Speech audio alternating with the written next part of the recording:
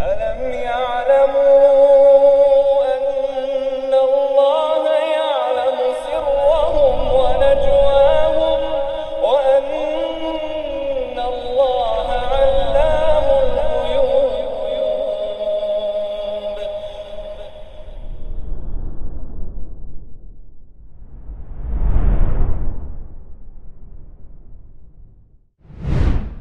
Assalamualaikum warahmatullahi wabarakatuh. Alhamdulillahilladzi khalaqas samawati wal ard wa ja'ala adh-dhulumati wan nur. Assalamualaikum warahmatullahi wabarakatuh. Wa huwa alladzi madda al-arda wa ja'ala fiha rawasiya wa anhara. Wassalatu wassalamu ala al-mustafa al-mujtaba nabiyina Muhammadin wa ala alihi wa sahbihi wa man ihtada bihadihi ila yaumiddin. Segala puji bagi Allah Subhanahu wa taala yang telah menciptakan langit-langit dan juga bumi dan menciptakan kegelapan-kegelapan dan nur. Yang mana dalam Al-Qur'an kerap kali diiktirankan atau disandingkan zulumat dan nur. Zulumat ini jamak, nur ini single, mufrad. Karena kegelapan-kegelapan itu variannya sangat banyak, tapi untuk cahaya hanya satu, sebagaimana kebenaran itu tidak berbilang. Maka Allah jadikan hak adalah hak dan batil adalah batil dengan segala variannya. Kata Rabb kita Azza wa Jalla, wa in tuti' aktsara man fil ardi yudhilluka an sabilillah. Kalau engkau mentaati mayoritas manusia di muka bumi, maka mereka akan menyesatkanmu dari jalan Allah Ta'ala. Karena zulumat ini lebih variatif, bahkan lebih disukai oleh kebanyakan orang dibandingkan nur, yaitu cahaya yang dimaksud dengannya adalah petunjuk Allah Subhanahu wa Ta'ala. Kemudian segala puji bagi Allah Ta'ala yang telah maddal arda, membentangkan bumi, wa ja'ala fiha rawasiya, dan menjadikan di bumi ini ada rawasiya, yaitu pancang-pancang atau paku-paku atau penahan, yaitu gunung-gunung. Maka jemaah sekalian, ikhwan dan akhwat, ada nggak sih ikhwan? Nggak ada. Kalau bisa diadakan biar mungkin sebagian dari ikhwan lebih semangat, ya. Niatnya nanti beda, ya. Dan itu yang akan kita bahas pada pertemuan yang berkah ini insyaallah. Jadi jemaah sekalian, para ikhwah rahimani wa rahimakumullah, Allah Ta'ala menciptakan kegelapan dan juga cahaya. Dan untuk menggapai cahaya tersebut dengan ilmu. Dan kejahilan adalah kegelapan. Menggapai nur ini yaitu ilmu, hak, kebenaran, memerlukan rukun dan syarat. Yang dengannya, dengan rukun dan syarat tersebut, Allah Subhanahu wa Ta'ala akan memberikan taufik. Sebagaimana maklumnya di seluruh benak kita, menuntut ilmu adalah ibadah di antara ibadah teragung. Bahkan asal dari seluruh ibadah adalah ilmu terlebih dahulu.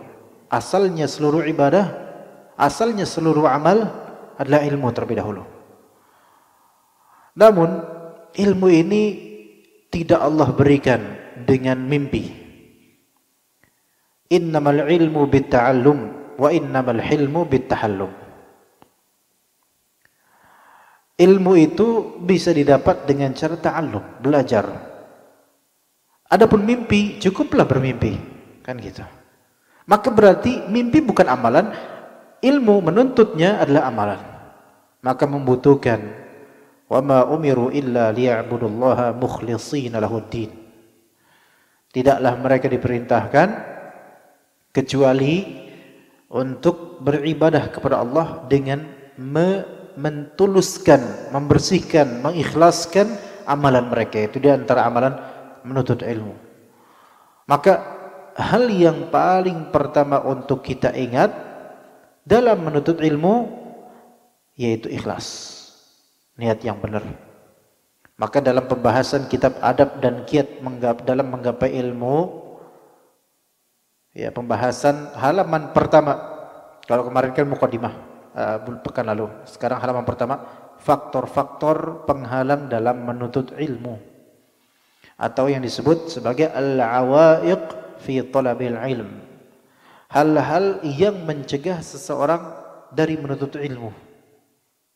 Mencegah di sini tidak mesti tidak datang ke majelis, enggak mesti. Ya bisa jadi datang ke majelis, ke masjid atau ke majelis ilmu, ya tetap datang. Tetapi tetap dia terhijabkan dari menuntut ilmu secara hakiki. Ya. Datang ke majelis, bareng ke majelis. Iya. Naik motor bareng. Naik motor bareng itu gimana maksudnya? Sama-sama naik motor gitu. Ya, boncengan atau gimana lah. Masya Allah. Ngaji bareng, duduk sampingan. Iya. Rame, pandemi, nggak pakai masker. Iya, antum tuh apa suja, ya antum tuh pemberani, entah berani nekat atau bodoh amat atau gimana nggak tahu. Terserah antum lah. Ala kulihan. Tapi ternyata walaupun sama-sama di majelis ilmu, tetap dia terhijabkan dari yang disebut menuntut ilmu secara hakiki. Bisa itu, bisa. Bahkan sampai materinya ini nasihat buat anak juga, ikhwan. Jadi bukan buat antum aja, buat anak juga. Yaitu masalah niat yang Allah lebih tahu kisahnya di hati kita. Masalah niat. Jadi pembahasan pertama, ya, niat yang salah itu. Faktor terbesar penghalang dari menuntut ilmu, niat. Dalam atau dari menuntut ilmu, niat yang salah. Itu bisa menghalang kita dari menuntut ilmu. Bisa membuat kaki kita enggak bergemik menuju ke majelis ilmu, bisa karena niat salah. Atau sudah di majelis ilmu tapi ilmu yang didapat tidak berkah, tidak masuk, tidak ngeresep di hati karena niatan. Taib. Dikatakan oleh beliau hafizahullah, oleh penulis Syekh As-Sadhan, niat merupakan dasar dan rukun sebuah amal. Dasar ini berarti asal. Rukun ini berarti member wajibnya gitu loh. Jadi ada aslul amal, ada juga ruknul amal. Aslul amal itu berarti pondasi amal, yang mana dengannya seseorang berpijak untuk beramal. Itu aslul amal. Maknanya asal itu ada di dasar bawah. Tanpa dasar nggak bisa jadi amalan tersebut. Jadi niat merupakan dasarnya amalan. Semua amalan. Kemudian niat juga merupakan rukun amalan. Dan rukun yang tadi kita sebutkan, rukun adalah member wajibnya amalan. Yang tanpanya maka amal tiada. Sebagaimana seseorang sholat dan dia tidak membaca Al-Fatihah. Kata Nabi sallallahu alaihi wasallam, la salata liman lam yaqra bi Fatihatil kitab. Tidak sah orang yang salat tanpa membaca Al-Fatihah. Karena Al-Fatihah ini rukun. Dan dia merupakan salah satu hal dalam salat, bagian dari salat yang wajib, bahkan jika ia ditinggalkan maka amalan tersebut tidak terhitung. Sekarang bayangkan bagaimana seseorang beramal dengan menuntut ilmu. Caranya dia menuntut ilmu. Tapi niatannya, dasar menuntut ilmunya itu bukan lillahi ta'ala. Dan dia tidak mengadakan rukun yang wajib ini dalam menuntut ilmu, yaitu niatan yang saleh, yang salehah. Apabila niat itu salah dan rusak, maka amal yang dikerjakan akan ikut salah dan rusak pula, sesuai dengan seberapa kadar kesalahan dan kerusakan pada niatan dia. Ini menunjukkan bahwa saya niatan itu memiliki grade.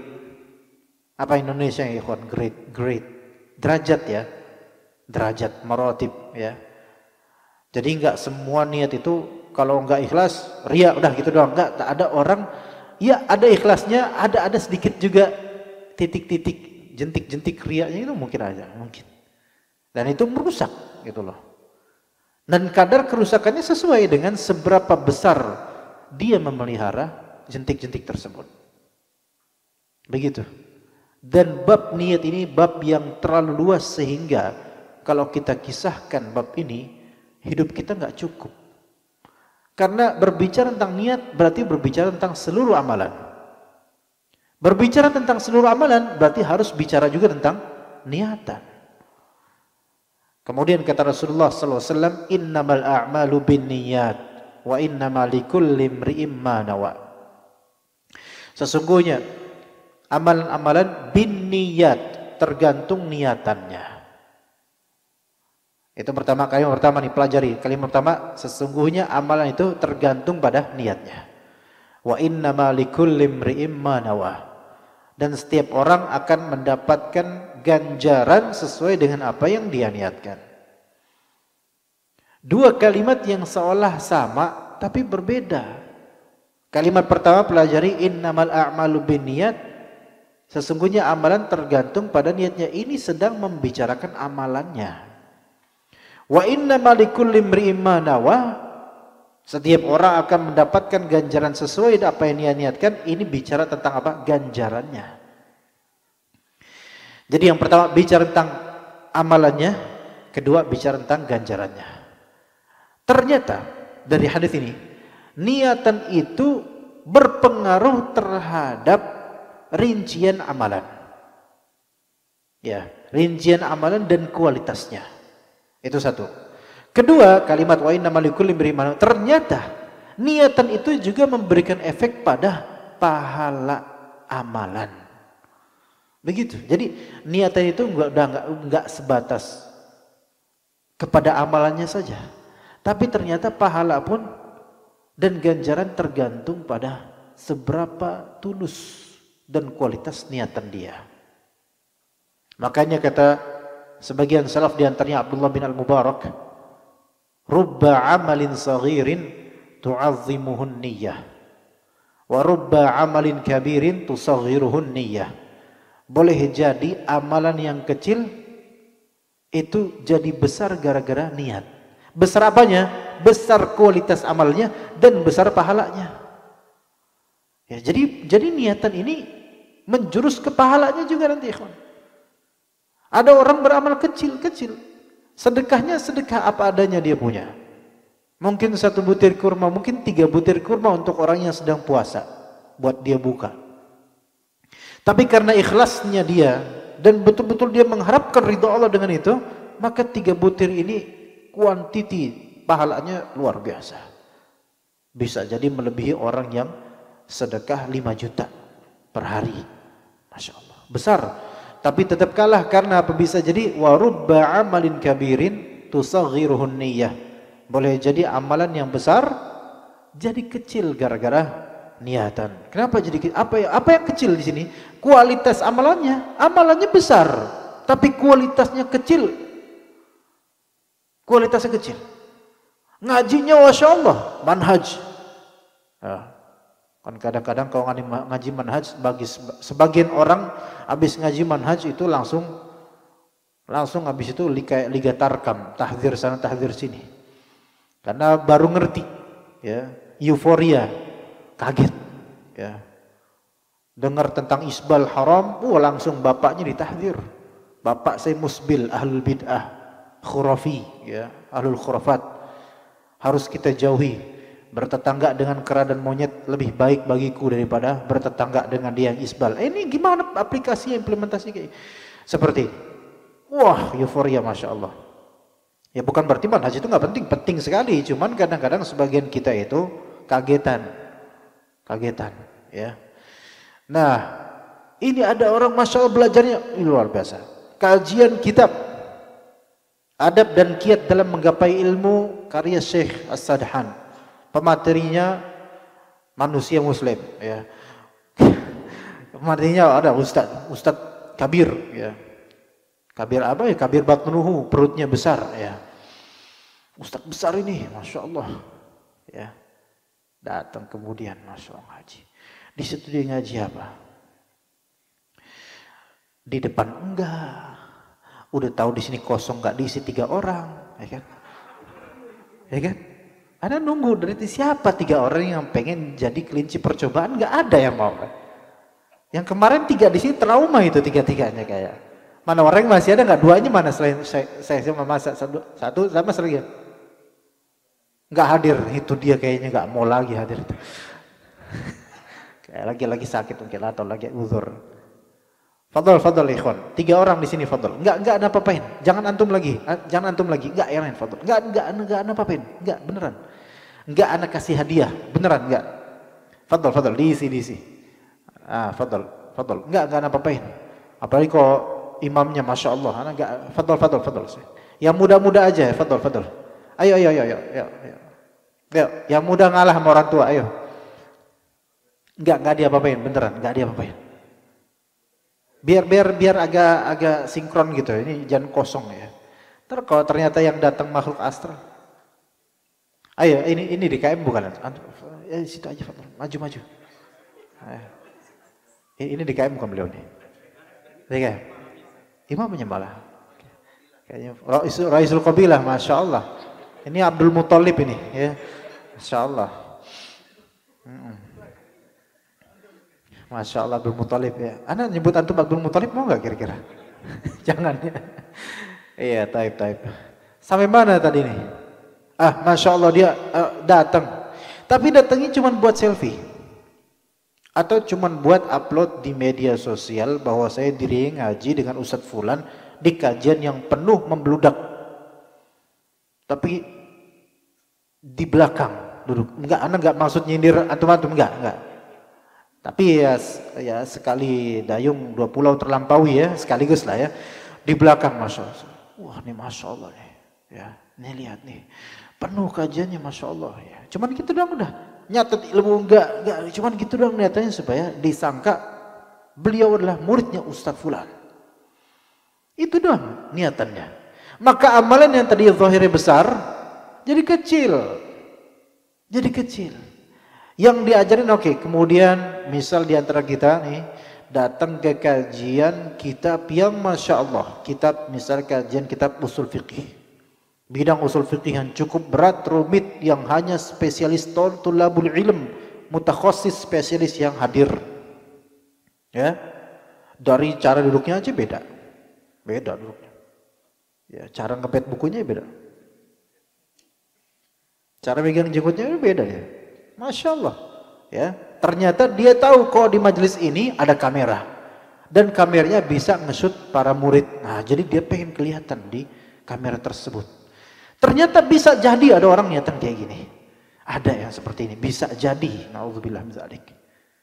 Ada yang bercita-cita supaya terkenal karena dia pengen jadi qari'nya ustaz, supaya ditunjuk jadi qari sehingga bisa masuk shoot dan bisa di samping ustaz biar kelihatan, biar mudah dapat jodoh gitu misalnya. Maka ini sesuai dengan niatan dia, amalan besar zahirnya, ilmunya Masya Allah zahirnya, tetapi karena niatannya tidak full 100% untuk mengharap ridho Allah, maka sesuai dengan niatan dia kadar amalannya itu. Ganjarannya seberapa? Sesuai dengan kadar niatan dia. Kalau ternyata ria, sum'ah, jangankan ganjaran, pahala basicnya nggak dapat, batal amalannya dan dia dapat ancaman ke neraka. Na'udzubillah, karena syirik kecil yang ada di hatinya. Jadi niat yang salah bisa menghalangi ikhwan. Maka niat yang tadi kata Abdullah bin Mubarak apa? Bisa jadi amalan kecil menjadi besar kadarnya dan juga pahalanya karena niat, dan bisa jadi amalan besar menjadi kecil gara-gara niat. Maka niat merupakan rukun suatu amal. Rukun itu apa tadi? Anggota dalam amalan yang sifatnya harus ada, nggak boleh enggak. Ketiadaannya adalah ketiadaan amalan. Nah itu. Sebagaimana telah disebutkan dalam bait syair, wal baitu la yubtana illa bi a'midatin wala imadin idza lam tubna arkanu. Rumah tidak akan berdiri tanpa ada tiang. Ya. Dan tidak ada gunanya tiang, enggak ada tiang kalau misalnya bukan dari kayu-kayu yang kokoh. Iya. Arkan di sini rukun maknanya adalah kayu-kayu atau anggota yang kokoh. Gak bisa tiang menjadi tiang kecuali dia harus dari kayu atau besi yang memang kuat, kokoh. Jadi harus kokoh juga rukunnya. Apabila niat telah tercampuri dengan tujuan kotor dalam segala bentuknya, niat sudah terblending, terjuskan ya dengan tujuan kotor dengan segala bentuknya, seperti ingin tampil, pengen terkenal, pengen menguasai majelis. Ya, ini 3 hal. Dan hal lainnya ada. Bisa dibuka nggak pintunya? Ini kayak agak pengap ini, Masya Allah. Agak dibuka boleh? Biar ada angin gitu. Iya. Pengen tampil, nggak pengap-pengap banget, tenang aja, tenang. Ntar kalau pengap paling ada keluar paling. Pengen tampil, ya, padahal belum waktunya. Pengen terkenal, padahal tidak layak dia. Hubbus syuhra itu adalah musibah pertama untuk musibah-musibah berikutnya dari sebagian penuntut ilmu. Senang ketika dikenal orang. Senang. Kalau senang dikenal berarti gerakan-gerakan dia itu pengen dipuji. Ya. Dan dia akan kecewa kalau tidak dikenal. Dia akan kecewa ketika orang tidak tahu siapa dia gitu loh. Ya. Misalnya ini Pak Imam. Tadi yang imam bukan antum perasaan? Hah? Ah iya. Oh ada ustadz di sini. Ini ustadz siapa ini? Afwan, anak nggak kenal beneran. Afwan. Hah? Masya Allah. Anak mundur dan ini anak nggak tahu ini Afwan ini. Pantesan bacaannya tadi Masya Allah. Ini bukan thalibul ilm ini. Ini ulama ini. Iya. Tadi bacanya benar Masya Allah. Pakai makomnya makom ros tadi. Tajwidnya Masya Allah, barakallahu fiki ya Ustaz. Afwan, anak kurang sopan ini duduk di atas nih. Iya. Sampai mana tadi? Sampai mana tadi?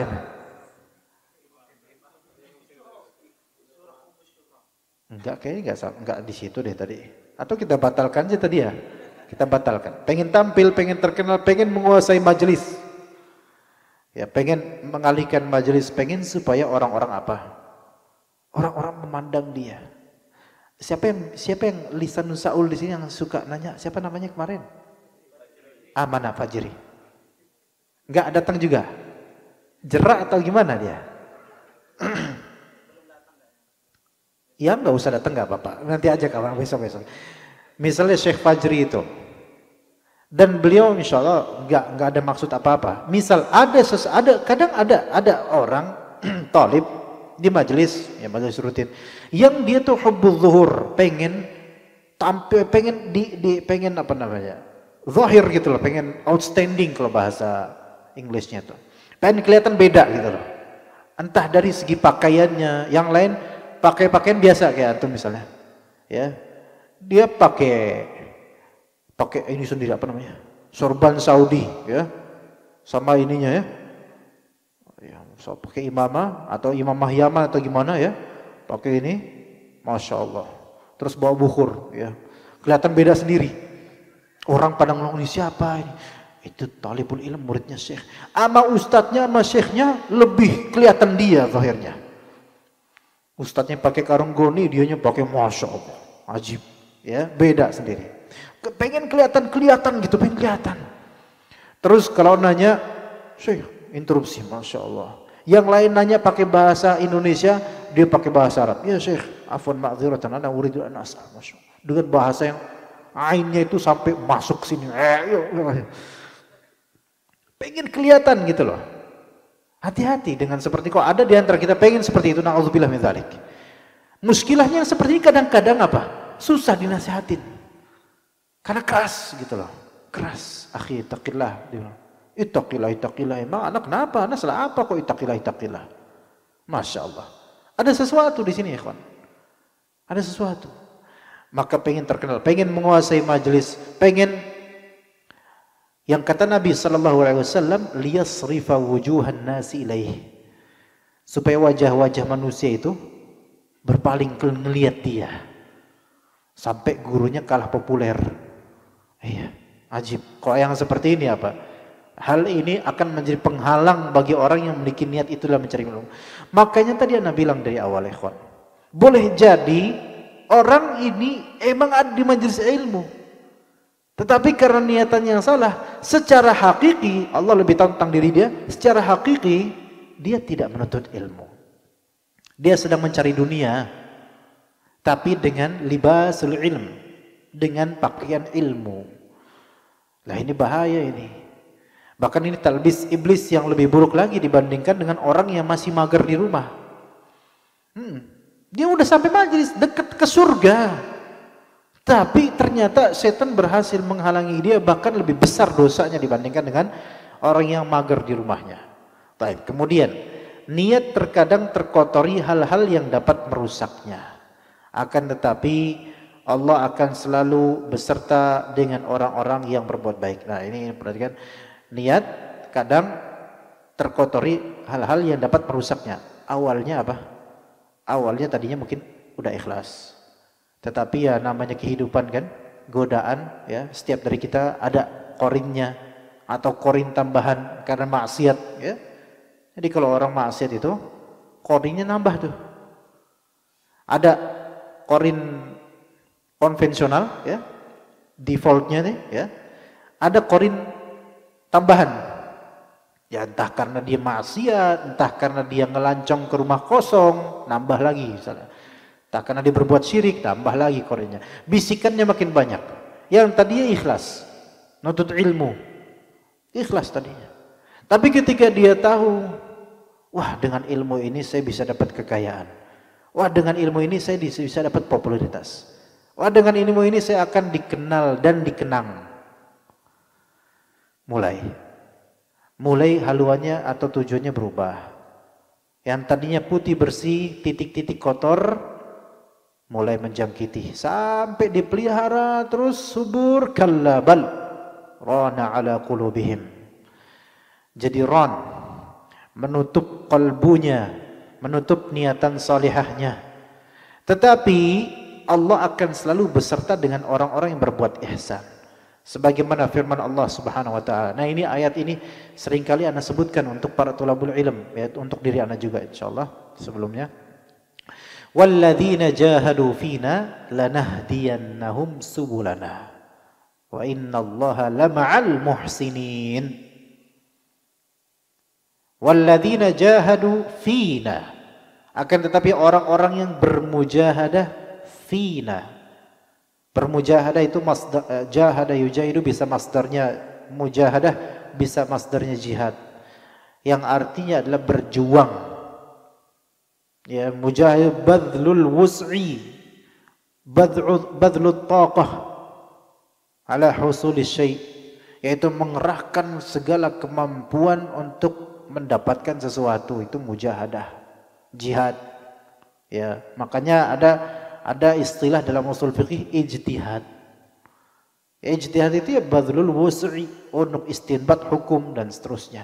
Jadi orang-orang yang berjuang bersungguh-sungguh fina yaitu fi sabilina, di jalan kami.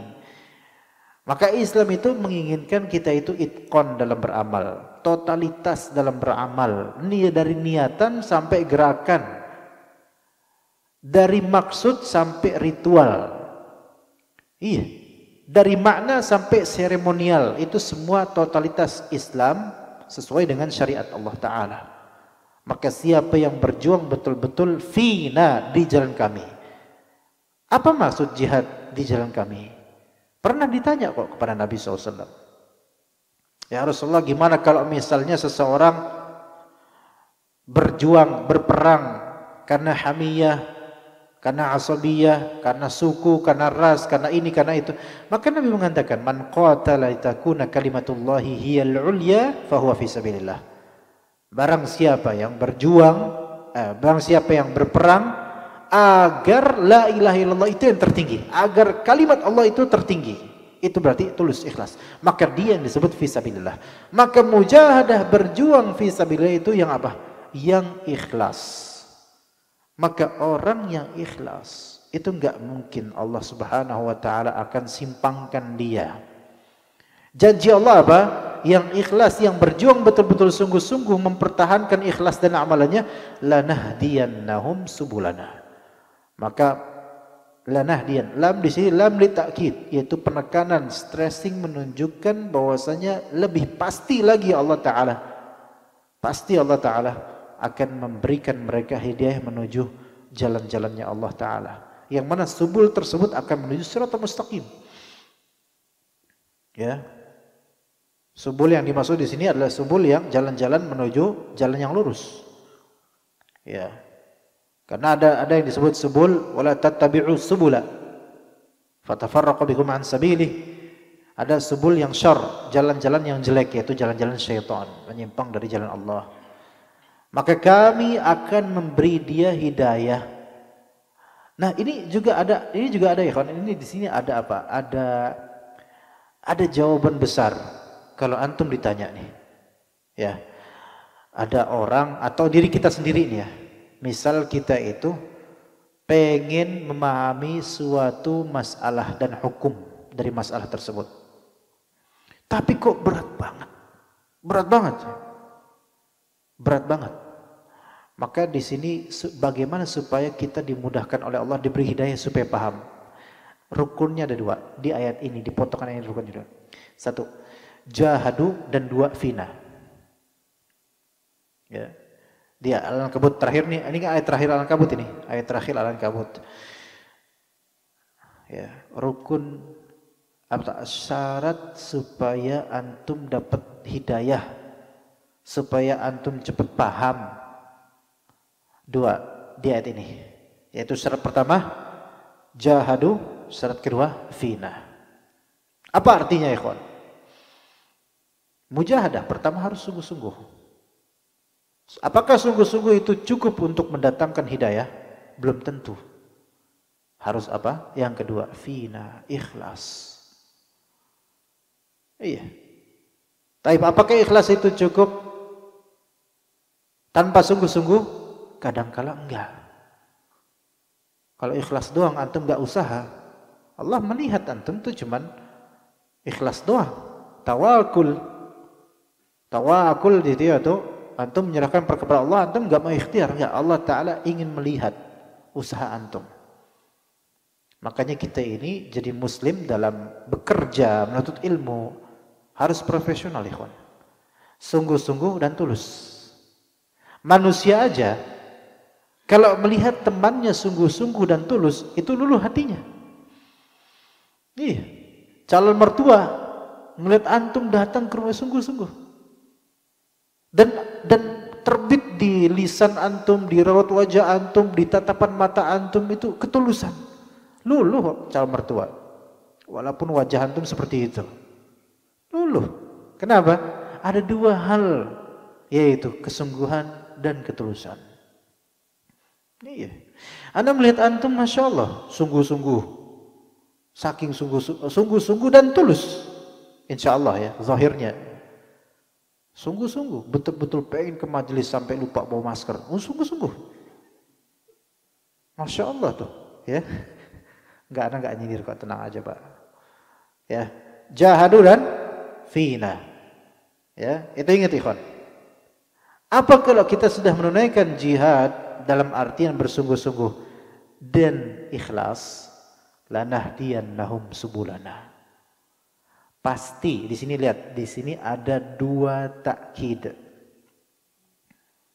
Dua penekanan atau stressing kalimat yang menunjukkan kesungguhan Allah betul-betul dalam menawarkan janjinya.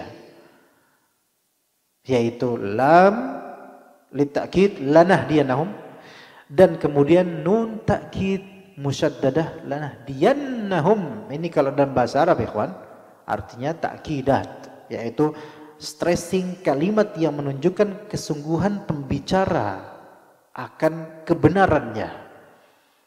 Pasti, dan janji Allah pasti. Kalau Allah mengatakan lanahdiyahum atau walladzina jahadu fina nahdiyahum subulana, nahdihim subulana, itu sudah cukup. Karena Allah la yukhliful mi'ad, enggak mungkin akan menyelesaikannya. Tapi ketika ditambahkan dua kali takkid, ini menunjukkan enggak mungkin Allah Ta'ala menyimpangkan janjinya sendiri. Enggak mungkin, wallahi enggak mungkin. Maka dalam perkara apapun ikhwan, profesi apapun antum, ketika antum berusaha dan antum tulus ini ibadah lillahi ta'ala, enggak mungkin Allah mengkhianati antum. Pasti ada jalannya. Ini bukan dalam masalah ilmu aja, tapi kita kan ngomong konteks ilmu. Di sini ada ustadz kita, Ustadz Tahsin dan Tajwid. Kadang-kadang itu sebagian dari mulut dan anggota dalamnya itu susah dalam menerima ilmu ini. Ya, disuruh tha dha, ya tha dha makhrajnya itu kan tha dha. Dulu kita kebiasaan sa zo, ya lagi Sunda tuh, wah susah itu. Tha dha, ya kan Ustaz. Dha, nah tuh 3 tuh. Nggak bisa nih. Aku tidak tahu ya kita. Ya, susah. Dan gurunya harus sabar. Ustadz paling sabar itu Ustadz Tajwid ya kan. Beneran. Yang melihat kemungkaran di mulut muridnya itu. Dan melihat mulut orang nggak enak loh. Ya, nggak semua mulut orang tuh enak dipandang gitu. Harus melihat nih ini benar-benar tuh loh. Ya. Ada yang giginya aur-auran, karena susah itu kok kayak gitu kan. Ini baca ini sya, ta, susah. Udah alot lagi. Susah. Sabar loh. Sampai nangis-nangisan gimana ya Ustaz ya, kok anak nggak bisa-bisa. Ingat kajian ini. Berjihadlah dan ikhlaslah. Insya Allah Allah tunjukkan gimana caranya. Saya udah berusaha Ustaz, saya sampai nangis-nangis tahajud tiap malam minta sama Allah supaya diberi taufik dalam masa tahajud ini nggak bisa-bisa. Ya udah, Ustaznya bilang solusi, sudah takdirnya, sudah nasib berarti, khalas. Tapi Ustaz anak pengen tetap ikutan walaupun disalahin. Ini baru nih. Walaupun dia nggak bisa karena faktor dekorasi ya lidah atau giginya yang mungkin kurang tepat, maka ya tetap dapat pahala seperti insya Allah orang yang lancar. Insya Allah. Ya kita tutup aja majelis ini insya Allah ya, karena udah isya nih alhamdulillah. Ini kabar gembira buat anak. Gimana nih? Lanjut ya? Ya lanjut. Jadi 2 takkidat. Yakin deh ya, yang belajar tajwid, yang belum bisa insya Allah akan bisa. Tapi syaratnya apa? Mujahadah dan ikhlas. Nah, ya ikhlasnya apa? Ikhlasnya untuk apa antum? Ikhlas belajar Al-Quran untuk apa dulu itu loh? Ikhlasnya apa ini? Yaitu antum bakal mencari dan mendulang pahala dari bacaan antum yang mutqin tajwidnya. Itu besar. Dan itu sangat membantu dan memprovokasi hati antum untuk tadabbur lebih bagus lagi. Jadi nada itu ya nasib ya. Tapi ini bisa diikhtiarkan untuk tajwidnya insya Allah. Nada itu urusan nomor sekian ya kawan. Jangan nada dulu. Tapi saya pengen dakwah Ustaz, nada dan dakwah. Itu artis, bukan antum. Antum jangan ke situ. Antum tugasnya belajar aja dulu. Iya. Ya kan? Nada dan dakwah dan akhwat ya. Masa ada tambahannya juga itu. Ya. Allah beri hidayah insyaallah. Kemudian wa innallaha lama'al muhsinin, dan sungguh Allah beserta orang-orang yang berbuat baik. Oke, kalau misalnya ternyata antum sudah bermujahadah, sudah berusaha ikhlas, ternyata karena qadar Allah ini bentuknya ini susah nih mulut ini, ya. Atau lidahnya susah pakai huruf-huruf tertentu, dot misalnya susah. Ain, ini nih ain, aduh susah nih. Kayak mencekek diri nih, susah nih. Maka keras antum tetap Allah Ta'ala bersama antum, karena antum berusaha berbuat ihsan, berbuat baik dalam beramal ya, begitu ya kawan. Ini rata-rata di sini ikut dirasat tajwid semua rata-rata atau enggak? Rata-rata ya insya Allah ya. Masya Allah. Iya, alhamdulillah, insya Allah berkah semua, lisan antum berkah semua insya Allah, diberkati pahalanya besar insya Allah. Sementara Imam Sufyan Ats-Tsauri rahimahullah dengan sifat wara' dan kemuliaan yang beliau miliki pernah berkata, ma'alajtu syai'an ashadda alayya min niyati. Tidak ada satu urusan yang lebih berat bagiku untuk aku obati selain daripada niat. Jadi setiap dari kita adalah dokter untuk hati kita. dan hati kita adalah pasiennya. Bagaimana kita memanage pasien yang selalu dijangkiti penyakit? Ya, gimana coba? Sementara keikhlasan itu, sementara penyakit yang namanya riya, sum'ah, cinta popularitas, pengen dipuji, pengen adanya terima kasih orang kepadanya, pengen dianggap, itu selalu ada pada insan. Yang itu yang dikhawatirkan oleh Nabi SAW. Jadi pasiennya di sini. Diri kita lah yang berusaha menjadi tabibnya, selalu betul-betul bagaimana caranya kita memperbaiki kondisinya. Ternyata sakit lagi nanti dia, perbaiki lagi, obati lagi. Dan obatnya tentu dengan zikir, dengan ikhlas. Diperbaiki terus. Dan gak ada yang lebih sulit, lebih berat, yang lebih syadid dibandingkan dengan ini, niatan di hati. Kenapa begitu Sufyan Ats-Tsauri kok ngomong seperti itu padahal beliau kan generasi salaf? Karena beliau itu orang yang faham, lebih paham daripada kita tentang amalan dan lebih beramal daripada kita. Kalau di setiap waktu kita beramal, maka membutuhkan apa? Membutuhkan niat. Sementara syubhat dan syahwat itu kerap kali menyerang kita. Sebagaimana dikatakan oleh sebagian ulama di antara Imam Adz-Dzahabi apa? Syubhat menyambar-nyambar. Kira-kira syahwat itu menyambar-nyambar enggak? Untuk zaman sekarang lebih. Ya enggak? Iya. Atau pasang aplikasi di Google Play, download ya. Antum nggak bayar, pengen gratisan ya, sebagaimana biasanya, ya kan gitu. Tiba-tiba ada apa? Iklan. Iklannya aurat dan seterusnya, kena lagi. Iya, mau di skip nanggung. Ya kan? Iya. Skip nggak ya? Lambat skipnya, dia skip duluan ya. Tetap kena tuh dosanya. Menyambar-nyambar. Ya. Masuk ke hati? Bisa ke hati gitu. Berpengaruh. Makanya hati ini harus perawatannya itu tiap saat ya kawan. Dan nggak bisa merawat, kalau merawat jantung secara hissi, jantung secara fisik, merawatnya adalah dengan memakan yang baik ya, konsumsi yang baik ya, gizinya, ininya dan seterusnya, dan hindari makanan-makanan atau minuman yang membuat jantung ini tidak baik gitu kan, secara fisik itu caranya. Tapi kalau hati secara maknawi, ya, hati secara maknawi yang gaib bagi kita ini, yang di dalamnya ada jiwa kita, niatan kita, keinginan kita, itu bagaimana cara merawatnya? Tidak ada cara merawatnya kecuali dengan tazkiyatun nufus, yang itu pasti didasari tauhid kepada Allah dan ittiba' kepada sunnah Nabi SAW. Seluruh tema tazkiyatun nufus enggak boleh lepas dari tauhid kepada Allah dan mengikuti Nabi SAW. Enggak boleh lepas dari itu. Barang siapa yang lepas dari salah satu dua rukun itu, maka pasti tazkiyatun nufusnya menjulur kepada bid'ah. Kayak kalau antum lihat ahli tasawuf, orang-orang sufi, mereka berusaha mengamalkan apa? Pembersihan hati. Tapi antum lihat kebanyakan dari mereka apa? Melakukan justru yang bid'ah dilakukan dengan tujuan untuk membersihkan jiwa. Enggak ada itibanya kepada Rasul di bab itu. Amat disayangkan. Ya. Bersih nggak jiwa mereka dengan itu? Malah justru syaitan wa zayyana lahumus syaitanu a'malahum. Syaitan memberikan perhiasan untuk amal mereka, dianggap itu apa baik, padahal enggak. Iya. Anda juga dulu punya teman-teman yang seperti itu. Sufi tarekat ekstrim. Ya. Apa namanya? Berkhalwat dengan Allah Ta'ala. Ya. Istilahnya gitu. Menyendiri dengan Allah Ta'ala. Tapi di mana? Di bawah pohon besar, gelap, tengah malam. Itu caranya berkhalwat itu. Sambil bawa kopi sama kretek. Iya. Dulu di Kalimantan tahun 2005. Ana lagi nyari apa? Kan ada parit-parit, kalau di Kalimantan itu kan banyak parit ya kawan. Di Pontianak dulu. Tapi di hutannya.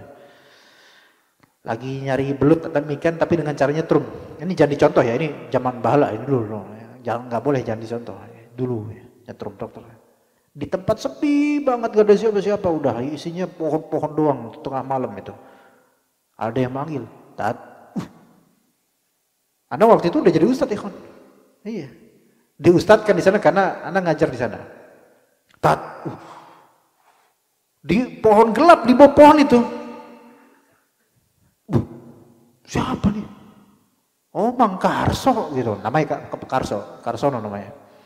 Nggak tahu kesamaan nama dan cerita, ya jangan dianggapin ya. Kebetulan aja. Mang Karso ngapain? Tafakur apa namanya kholwat gitu. Kholwat ada asapnya. Ya, kopi hitam. Ini kholwat model apa ini? Jadi bukan kholwat, ini mah di kamar juga bisa kayak gitu. Ya Masya Allah. Itu tazkiyatun nufusnya kayak gitu. Enggak didasari apa? Dengan ittiba kepada Rasulullah SAW. Nah, maka kalau antum pengen mengobati qalbu antum untuk meniatkan menjadi niat saleh, tauhid, ikut Nabi SAW. Jika seorang Imam Ats-Tsauri saja demikian keadaannya, lalu bagaimana dengan kita nih? Orang biasa. Oleh karena itu, sudah sepatutnya bagi kita untuk fokus di dalam menuntut ilmu. Hendaknya tidak ada yang dituju di dalam menuntut ilmu melainkan hanya mencari keridhaan Allah Ta'ala semata. Dan ini sulit. Ini sulit, ikhwan. Jangan antum kira ini gampang. Apalagi kalau antum sudah jadi da'i misalnya.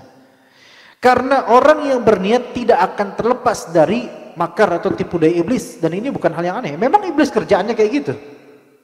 La'ughwiyannahum ajma'in illa ibadaka minhumul mukhlasin.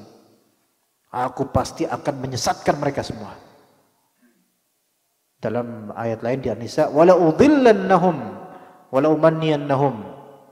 Aku pasti akan menyesatkan mereka dan aku akan memberikan mereka angan-angan. Nah, itu. Orang yang kurang ikhlas biasanya punya angan-angan duniawi, ya enggak? Orang yang kurang ikhlas dalam beramal biasanya ada keinginan tuh. Pengen dilihat lah, pengen terkenal lah, pengen dapat duit dari ibadah inilah, pengen dan seterusnya. Diberikan oleh syaitan itu bayang-bayang itu lezatnya dunia dari amalan tersebut. Na'udzubillah min dzalik. Semoga Allah maafkan ana dan juga antum dalam hal ini. Semua dari kita tuh pernah dibayang-bayang kayak gitu, ikhwan. Namun hal ini akan menjadi aneh apabila orang yang berniat itu tenggelam di dalam tipu daya iblis. Karena enggak ikhlas, maka iblis mudah menyusupkan kisi-kisi niatan yang tidak benar atau gambaran-gambaran angan-angan duniawi. Padahal setan itu kerjaan cuma apa? Ngebisik.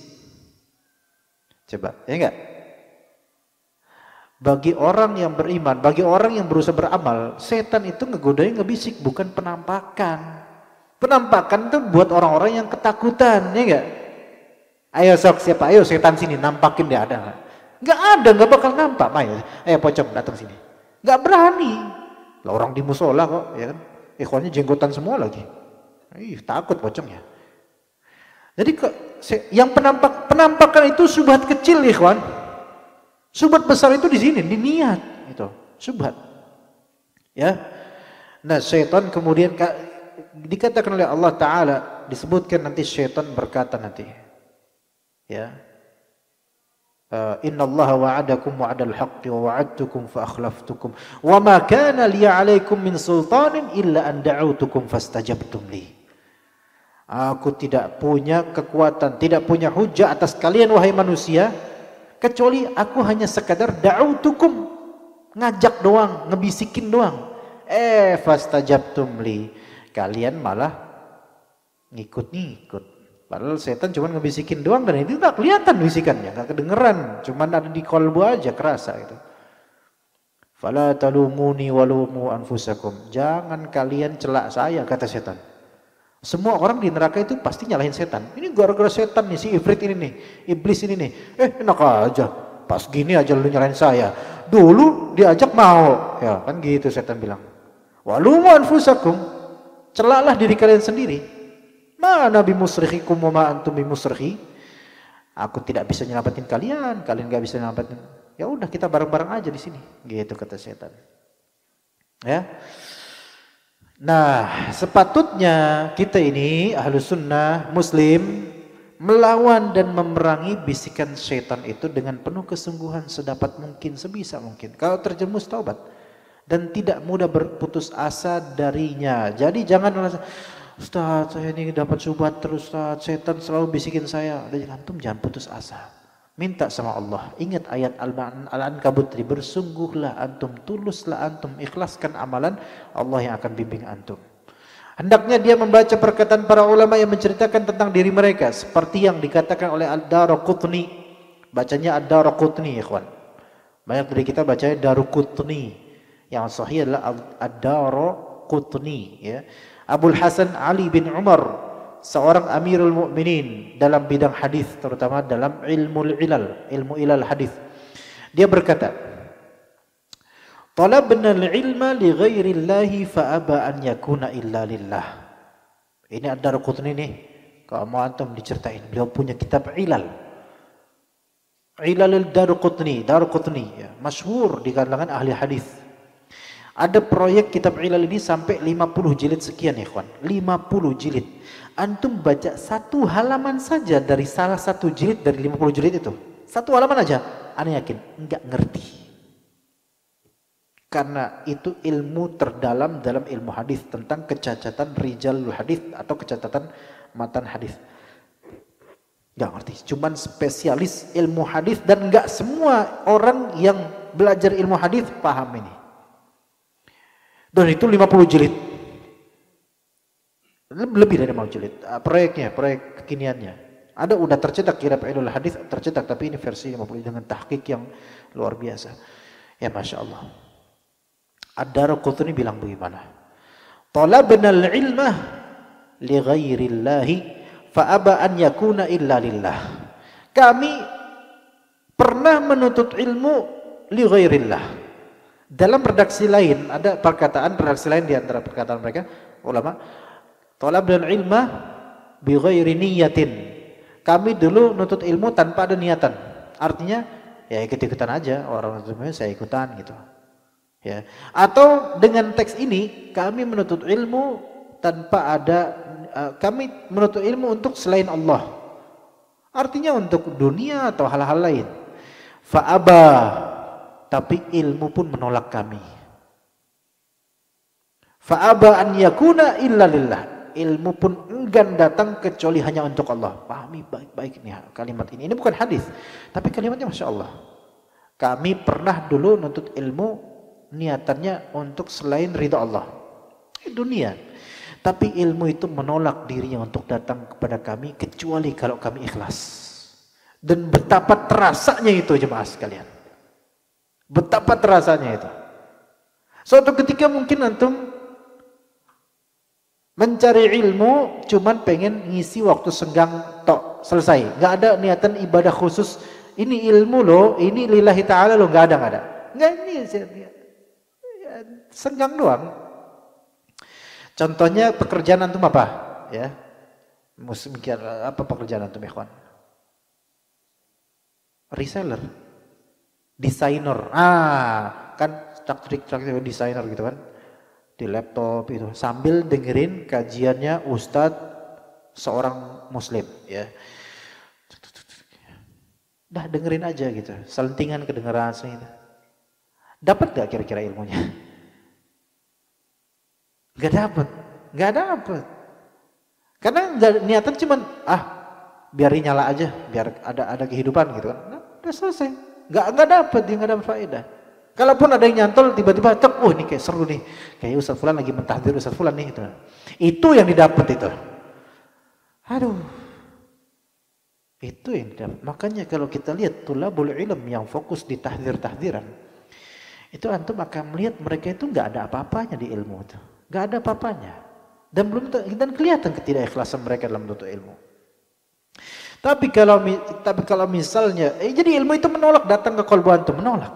Tapi kalau misalnya antum lillahi ta'ala, anak nyimak kajian walaupun pakai MP3, walaupun lihat YouTube, antum bismillah. Ikhlas dan antum ada menerbitkan sisi tawadhu di diri antum. Tawadhu dan husnudzon pada ustadznya. Ini penting ikhwan. Ikhlas untuk diri sendiri, ikhlas. Tawadhu untuk diri sendiri dan husnudzon pada ustadznya. Itu insya Allah cepat masuknya, insya Allah. Beda kalau misalnya antum merasa ustadznya nih masih kecil nih, jenggotnya sama saya lebih banyak saya. Gitu doang. Saya mah bisa juga kali kalau tampil kayak gitu. Nah, kalau kayak ini nggak bakal masuk ilmunya, mental ilmunya. Karena udah meremehkan, udah seudon, udah takabur duluan, nggak bisa. Jadi perlu apa? Kita berarti perlu hal-hal yang kita prepare sebelum menuntut ilmu. Yang paling tinggi niatan dulu. Jadi ilmu pun enggan datang kecuali hanya untuk Allah. Beberapa ulama menafsirkan perkataan ini dengan mengatakan bahwa terkadang di dalam hati kecil para penuntut ilmu terbetik perasaan pengen tampil, pengen terkenal, pengen kayak Ustadz Fulan. Kayaknya asik nih jadi kayak Ustadz Fulan. Ya, dihormatin, pas datang kemudian ada ketimpringan, rebanaan. Ada yang pengen gitu? Kok ada, ajib banget itu. Ana pernah itu dijebak di sebuah masjid. Diundang, ini jebakan Batman beneran Ana diundang ke sebuah masjid dekat rumah Ana juga, sebenarnya nggak tahu jauh dari mana, di Kalibata. Yang undang termasuk keluarga juga, cuman Ana nggak tahu di mana yang diundang, di masjid apa namanya. Ya, sampai di daerah Cilitan, ya, Ana dengar suara selawatan besar itu di masjid di antara penduduk-penduduk itu. Ada kajian tuh di sana tuh, ya. Ya, akhirnya mobil jalan terus ke alamat yang dituju. Kok makin deket lokasi, kok makin keras suaranya nih. Iya. Ya, pas mau Ramadan, fikih Ramadan, mau ngajar gizi fikih Ramadan, kajian ibu-ibu. Ya, makin lama anak ke lokasi jalan kaki tuh karena di perkampungan gak masuk mobil. Kok makin keras itu tahlilan mamanya tuh. Ternyata bener apa yang dikhawatirkan. Ya. Waktu itu Ana bawa kameramen, tapi beliau udah nggak mana lagi. Ya nasiblah kita berdua akhirnya ya di masjid itu. Sampingnya kuburan. Mak-mak tuh boy. Ya.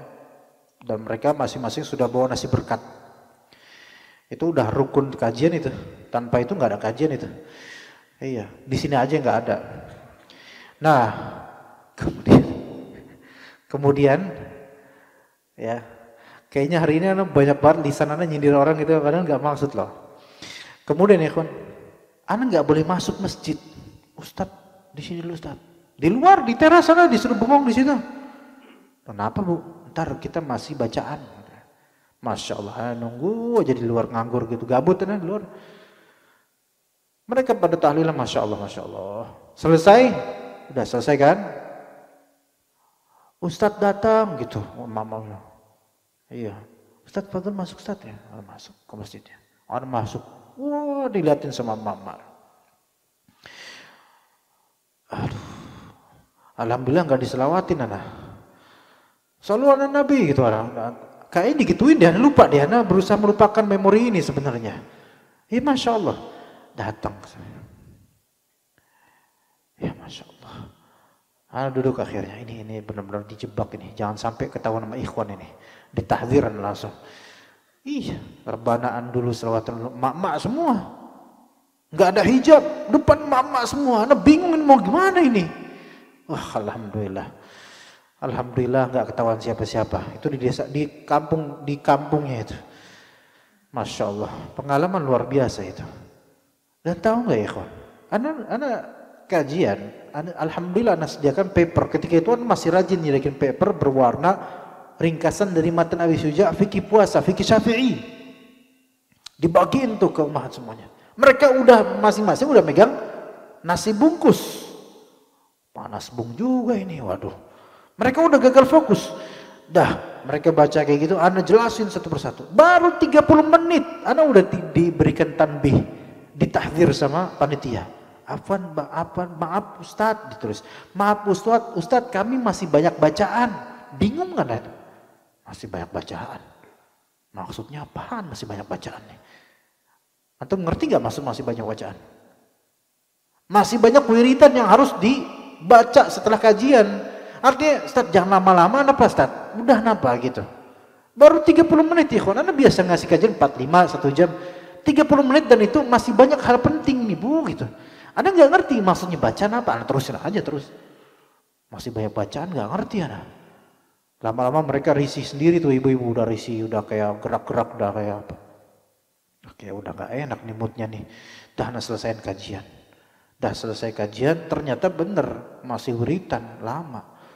Jadi kajian 45 menit itu udah kayak di padang Sahara itu bagi mereka. Masya Allah. Yaitu salahnya juga apa ikhwan? Salahnya dari awal sudah pada megang nasi bungkus.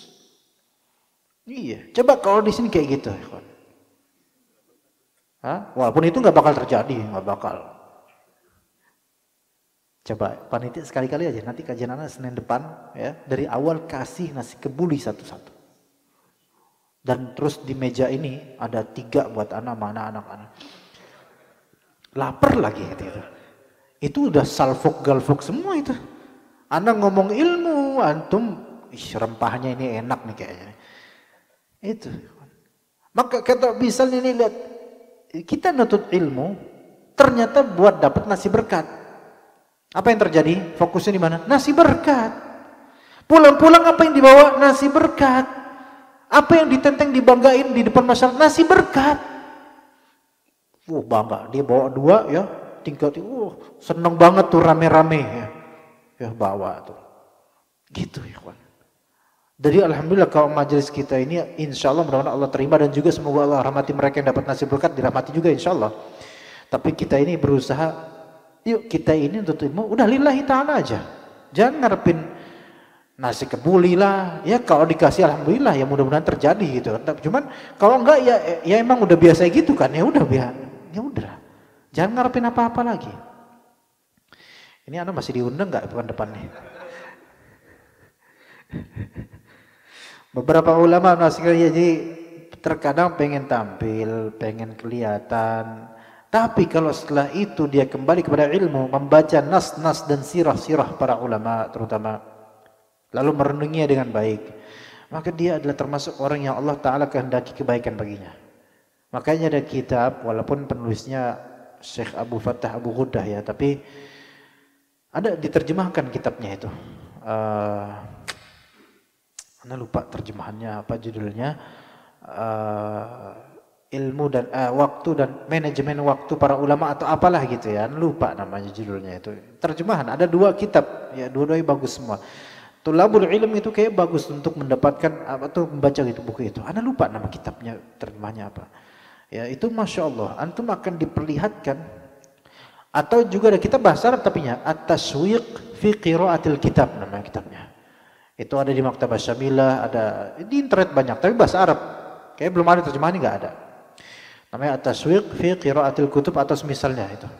Itu di situ penjabaran luar biasa bagaimana perjalanan ulama tentang kitab-kitab mereka dan membaca kitabnya mereka. Luar biasa. Kalau kita melihat dan merenung bagaimana perjalanan para sahabat, tabi'in, tabi'ut tabi'in dan para ulama setelah mereka radhiyallahu anhum jami'an, kita akan mendapati diri kita itu kerdil sekali. Yang kerdil dan kawula alit ini semestinya apa? Mencontoh pada mereka. Akhirnya semangat, motivasi. Makanya untuk urusan akhirat Rasulullah anjurkan apa? Lihat orang di atas kalian. Urusan dunia, lihat yang di bawah kalian. Jangan dibalik. Kalau dibalik ya jadinya rijalul dunia. Pecinta dunia jadinya. Gila untuk ilmu, lihat orang bahlul. Gila untuk dunia, lihat orang sukses. Kebalik ini. Ya. Lihat mereka. Kalau kita ingin Allah menghendaki kebaikan buat kita, baca tuh sirah para ulama. Di sini juga ada sih. Di kitab ini ada beberapa contohnya. Allah Ta'ala meluruskan hatinya dan mengembalikannya ke jalan yang benar. Dan tidaklah perenungan itu kecuali menambah rasa rindu kepada kebenaran dan kebaikan. Adapun orang-orang yang lebih memilih untuk mengikuti hawa nafsunya, maka janganlah dia menyalahkan siapa-siapa selain dirinya sendiri. Nah begitu ikhwan. Bahkan kalau antum misalnya diceritakan kisah atau perjalanan Ustadz Fulan dalam menuntut ilmu ya, tergugah antum. Iya. Gitu. Tergugah, Masya Allah, Ustadz Fulan aja yang kayak gitu, kenapa saya enggak malah malas-malasan gitu kan. Begitu, tergugah. Kecuali yang hatinya keras ya, tergugah insyaAllah. Taib, materi cukup sampai sini insyaAllah.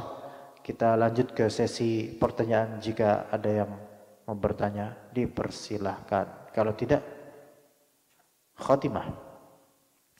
Ada pertanyaan? Wah, nggak ada teasernya nih, nggak ada pendongkraknya. Syekh Fajri pada maghrib semua, bukan fajar lagi nih. Fadhal. Ya, mau bertanya tafadhal. Jangan malu-malu. Tanya-tanya aja. Hah? Fadhal Pak, silakan. Waalaikumsalam warahmatullahi.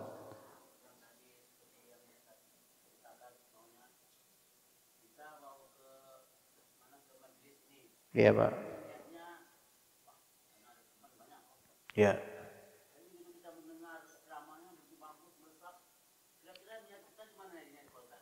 Oh, saya nggak tahu Pak.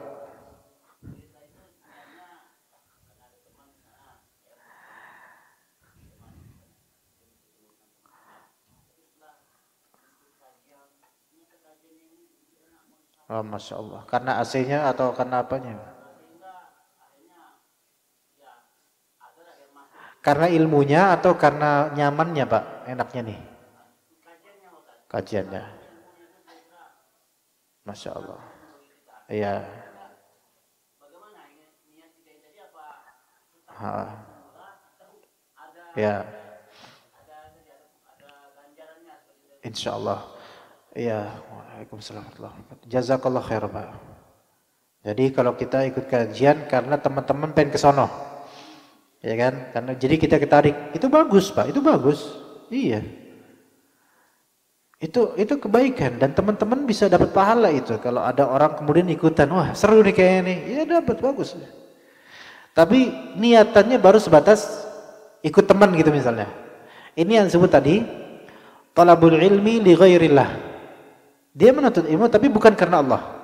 Karena ya teman-teman gitu aja. Enggak ada niatan khusus untuk ibadah atau enggak. Sampai sini alhamdulillah misalnya. Kemudian ternyata nuansanya enak, teman-teman pada semangat, nggak ada yang tidur. Karena satu tidur nular ke semua pihak gitu kan. Nggak ada yang tidur. Kemudian adem, bahasanya juga enak dan sebagainya. Sampai ke hati dia. Itu tanpa sadar insyaallah, tanpa sadar biidznillah, insyaallah lillahi ta'ala. Iya.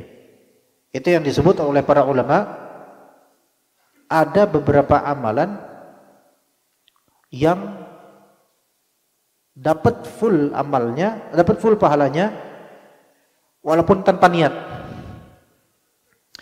Di antara contohnya kata ulama, duduk di majelis ilmu. Duduk di majelis ilmu. Tadi nggak ada niat, maksudnya kosong akan niat. Tapi duduknya dia di majelis ilmu aja dapat berkahnya. Apalagi kalau sampai nyimak, dengerin, memperhatikan. Yang tadinya biasa-biasa aja, ternyata ini interesting. This is interesting. I want to hear what he talks. Gaya banget. Misalnya. Nah, akhirnya mulai itu resep di hati. Oh iya juga ya. Ini tafakkur kemudian. Ini ibadah Pak. Ibadah. Lillahi ta'ala insyaallah. Kan gak ada niatan-niatan duniawi. Murni gitu pengen dengerin. Ini lillahi ta'ala insyaallah. Dapat pahala ya sesuai. Sampai-sampai kata para ulama, untuk yang case ini kasus duduk di majelis ilmu, sampai yang nggak sengaja di majelis ilmu dan dia tidur pun dapat berkahnya. Misalnya ada akh fulan, dia tidur di situ dari sebelum ada majelis, tidur di situ. Ya, pada datang nih ikhwan semua pada datang, ustadz ngajar, dia masih tidur ngeglosok di situ. Ya. Dan dia nggak tahu kalau ada majelis ilmu. Tapi kata sebagian ulama apa? Dia tetap dapat berkahnya majelis ilmu. Ada niatan gak dia? Jangankan niatan, tahu ada majelis ada enggak? Ya, tiba-tiba bangun, udah ngeliat banyak ikhwan sih, astagfirullahaladzim. Ini mimpi apa gimana nih gitu? Ya, diketawain sama ikhwannya. Tetap dapat keberkahan insyaallah. Ya pahalanya Allah yang tahu, tapi tetap dapat keberkahan karena majelis ilmu secara zat berkah. Maksudnya secara zat di sini Allah berkati orang-orang yang di situ. Yang disebut oleh Nabi SAW ketika ada sahabat yang bilang, bagaimana Rasulullah ada seseorang yang ada di majelis tersebut. Ya selama dia nggak mengganggu temannya, selama dia nggak bermaksud apa-apa, dia tetap juga dapat hal yang semisal. Jadi Masya Allah berkahnya seperti itu. Selama tidak ada niatan riya atau tidak ada niatan syirik, maka insya Allah tetap dia dapat berkahnya. Bi'idnillahi ta'ala. Begitu Pak. Ya. Itu yang tadi disebutkan oleh Daraqutni. Ya, talabnal ilma li ghairillah. fa aba illa an yakuna lillah. Tadinya kami dalam redaksi lain kami pernah nuntut ilmu tanpa ada niatan sama sekali, namun kemudian grow up, mulai tumbuh niatan. Karena ilmu ini jemaah, aslinya walaupun kita nggak punya apa-apa, tapi ilmu ini seperti siraman rohani yang kemudian akan secara zat tumbuh nanti insya Allah. Tumbuh niatnya dengan sendirinya. Dan betapa banyaknya orang seperti itu. Betapa banyak seperti itu. Iya, ilmu itu bisa berkembang karena dia siraman rohani insya Allah. Contoh, Ana kasih contoh untuk diri kasus Ana. Waktu anak kelas 1 SMP, mutawassithah kalau dulu di pesantren Al-Irsyad dulu. Ilmu tauhid kan ada nilai rapot nih. Dulu pakai semester itu cuma 2, tapi sekolah-sekolah umum pakai cawu waktu itu. Tapi kita pakai semester gasal sama semester genap. Gasal sama genap, ganjil sama genap. Semester pertama kali di ma'had di pesantren. Nilai kan ada rapot yang paling tinggi itu ilmu pelajaran paling atas ditulis di rapot tauhid. Ada beberapa ikhwan tauhid ketika itu 55 nilainya. 55 itu kan nilai kompensasi. Bisa aja dia 53 atau 50. Tadinya cuma ustadznya gak tega mungkin sama Anda. 55 yang lainnya gak ada yang 55, yang lainnya di atas 55. Anda gak mau ngasih tahu berapa ya. Pikirannya 80 aja kasih ya. 55. Bapak Anda pas tahu lihat rapot Anda marah bapak. Kenapa tauhid ini kok 55? Gimana kamu? Dimarahin Anda bingung. Kenapa sih marah-marah tauhid doang yang 55 yang lain bagus gitu. Kenapa begitu ya kawan? Karena Anda belum ngerti seberapa signifikasi tauhid itu, kepentingan tauhid belum ngerti. Belum ngerti. Yang penting belajar aja dulu. Tapi alhamdulillah sekarang Anda alhamdulillah mengajarkan kitab tauhid di beberapa tempat. Di Masjid Hijau. Di Masjid Al-Qura dekat sini. Di mana ya Al-Qura ya? Dekat enggak sih? Dekat ya. Di masjid lainnya lah. Ilmu-ilmu tauhid gitu. Sekarang baru paham kepentingan tersebut. Padahal dulunya belajar sampai menghafal dari dalil, nggak ngerti apa sih esensi dari ini, karena kan masih SMP ya, nggak sampai segitunya paham gitu kan. Paham maknanya, cuman nggak sampai ke tujuan ilmu tersebut. Begitu. Kadang ilmu seperti itu. Kita belajar pertama nggak ada niatan, biasa aja kali belajar gitu. Tapi akhirnya oh ini tentang kehidupan kita, kehidupan akhirat kita dan seterusnya dan seterusnya. Begitu. Jadi ilmu itu kadang-kadang kosong, kemudian tersiramkan jiwa kita dengannya, mulai tumbuh, mulai ngerti, makin ngerti, tumbuh akhirnya menjadi matang. Jarang malah ilmu yang tiba-tiba plok matang langsung itu jarang. Begitu, wallahu a'lam. Ikhwan lain, ada lagi? Tafadhol Syekh.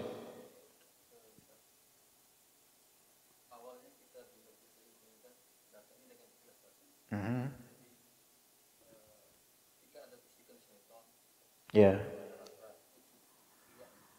Iya.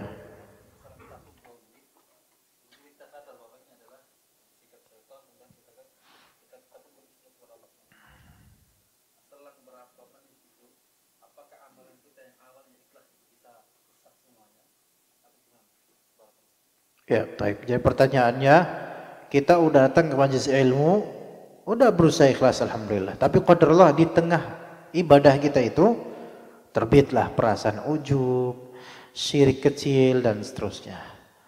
Ya. Dan kita berusaha menanggulanginya sampai hilang alhamdulillah. Apakah amal yang sebelum kita syirik itu atau sebelum kita ujub itu amalan tersebut masih tercatat? Insyaallah. Insyaallah tercatat masih. Ya itu menurut pendapat jumhur ulama. Ya. Menurut pendapat jumhur ulama. Karena yang tidak diterima, yang tidak tercatat adalah di sesi atau bagian yang kena syirik tersebut. Ya, itu seperti itu. Dan bahkan mungkin itu adalah di antara, kalau dia berhasil menanggulangi itu biiznillah, malah itu justru rahmat dari Allah. Karena dia akan mendapatkan pahala plus, yaitu pahala menanggulangi syirik. Pahala berjuang, bermujahadah melawan kemaksiatan. Iya, dan itu adalah rahmat dari Allah, ikhwan. Kata Allah Subhanahu wa taala, "Walladzina idza fa'alu fahishatan aw zalamu anfusahum dzakarullaha fastaghfaru lidzunubihim wa may yaghfiru dzunuba illa Allah wa lam yusirru 'ala ma fa'alu." Yaitu orang muttaqin ini di antara karakternya adalah orang-orang yang jika fa'alu fahishatan, dia melakukan suatu kekejian, au zalamu anfusahum, atau menzalimi diri sendiri. Sebagian ahli tafsir mengatakan maksud dari melakukan kekejian yaitu dosa besar. Menzalimi diri sendiri dosa kecil. Ala kulli hal yang penting dosa, melakukan dosa. Dzakarullaha, langsung serta-merta ingat Allah. Nah, pas lagi nuntut ilmu nih, dia berasa di hati tuh sombong, ujub, tiba-tiba teringat Allah Ta'ala. Astagfirullahaladzim. Ini kan nuntut ilmu lillahi ta'ala, nggak boleh saya ujub atau nggak boleh saya seperti ini rasanya, nggak boleh. A'udzubillahi min dzalik. Astagfirullahaladzim. Wa may yaghfiru dzunuba illallah. Siapa lagi yang bisa menghapus dosa melainkan Allah, maka dosanya hilang. Dan dia dapat pahala berlebih, yaitu pahala istighfar, pahala melawan kemaksiatan. Selama apa? Selama tidak walam yusirru ala ma fa'alu. Selama tidak betah terus-terusan gitu loh. Jadi udah cut, selesai. Maka pahalanya nambah, nambah. Jadi enggak dipelihara terus tuh. Istighfar sih istighfar, tapi gitu terus. Nah, ini enggak benar. Enggak benar, ya. Begitu, wallahu a'lam. Jadi insyaallah tetap kembali pahalanya. Dan dalil lainnya bahwasanya amalan saleh yang telah lampau, bahkan yang tadinya dalam keadaan musyrik sekalipun itu bisa juga dapat kebaikan pas waktu Islam. Ada sahabat yang bertanya kepada Nabi SAW, ya Rasulullah, saya dulu waktu di masa jahiliyah, di masa kufurnya saya rajin dermawan, saya rajin menderma, saya sedekah dan banyak sedekah saya. Pas ketika lagi sedekah di masa musyriknya dia, kira-kira diterima nggak amalnya? Nggak diterima. Kemudian masuk Islam, maka Nabi memberi kabar gembira pada beliau ini. Ya, maka pahala tersebut akan ada sesuai kebiasaanmu di jahiliyah, akan ada pahalanya. Begitu. Jadi rahmat Allah Ta'ala. Jadi insya Allah tetap. Kalau misalnya apa? Taubat. Gitu. Insya Allah. Gimana ikhwan? Ada lagi? Cukup. Udah malam ini sepertinya. Cukup ya? Antum kok kelihatannya kayak lesu gitu. Ada apa ya ikhwan? Apa karena gak ada Syekh Fajri? Hah? Atau anda melihat lebih ramai ini pekan ini atau gimana? Atau emang dari dulu segini? Gak tahu anda. Lebih ramai gak sih sekarang? Tambah 3 orang ya? Iya, Masya Allah. Iya, Alhamdulillah. Ada rencana lebih ramai lagi gak? Hah? Kalau ada apa? Oh itu pasti itu. Ya anak bawa pasukan kalau kayak gitu mah. Ya tapi ngomong dulu sebelum dikasih. Nanti ngomong dulu kalau ada nasi berkat, ngomongin dulu ke anak sehari sebelum itu. Nanti anak undang banyak orang nanti insyaallah. Luber. Baik, jazakumullah khairul jaza untuk teman-teman panitia DKM dan juga para tulabul ilm, bapak-bapak, ikhwan sekalian, barakallahu fi ulumikum wa fi juhudikum wa fi ailatikum. Semoga berkah semuanya dan berharap kepada Allah Subhanahu wa taala semoga kita dilindungi oleh Allah taala dari penyakit atau wabah-wabah yang tersiar sekarang. Ya, kita hendaknya tawakal sama Allah Subhanahu wa taala dan kalau bisa jangan kebanyakan ngelihat berita. Ya, agar tidak capek hati, tidak putus asa. Ya, karena berbahaya ternyata berita-berita yang membuat hati kita tergerogoti sehingga kita putus asa sama Allah Subhanahu wa taala, dan itu yang terjadi pada sebagian dari kaum muslimin. Ya. Ya, sekaligus kita menganjurkan bermasker ya, taib. Cuma jangan apa bahasanya paranoid ya. Betul sekarang lagi Masya Allah. Tetapi insya Allah Allah yang melindungi kita semua insya Allah. Dan juga banyak-banyak jaga kesehatan dengan cara minum herbal ya. Ada penjualnya di sini kan? Di sini boleh jualan loh. Karena ini hukumnya musola. Anak nggak bawa barang dagangan anak sayangnya. Iya boleh jualan di sini. Iya boleh. Iya. Nggak mau disebut nggak enak juga sih. Iya. Jazakumullah khairal jaza atas kehadiran antum semua. Insyaallah kita ketemu pada hari Senin pekan depan. Semoga semua dalam keadaan sehat. Ya, mungkin ada sedikit batuk-batuk, mohon izin dulu ya. Batuk-batuk izin dulu ya. Jangan ikutan ke sini, takutnya gak enak sama teman-teman nanti. Ntar pada ikutan batuk berjemaah kan gak enak. Anda ngomongin gimana kalau antum semua batuk-batuk ya. Jadi izin dulu, yang sakit, panas izin dulu, yang sehat fadhol ya. Semoga berkah insyaallah. Semoga apa yang Anda sampaikan bermanfaat untuk diri Anda, menjadi pengingat untuk diri Anda dan juga antum semua. Semoga bisa diamalkan insyaallah taala. Terus continue menuntut ilmu, karena ilmu ini gizi hati. Di masa pandemi ini penting juga menuntut ilmu, baik online maupun offline. Pokoknya apa yang bisa menyuburkan iman antum di masa-masa seperti ini, itu yang terbaik insyaallah buat antum. Dan apa yang Allah berikan kepada kita dari kesehatan ataupun misalnya ada penyakit, maka itu pasti berhikmah dari Allah Subhanahu wa taala. Jangan sampai kita mati dalam keadaan suudzon pada Allah, melainkan wajib mati dalam keadaan husnudzon kepada Allah Subhanahu wa taala. Sallallahu ala nabiyina Muhammad wa ala alihi wa sahbihi ajma'in.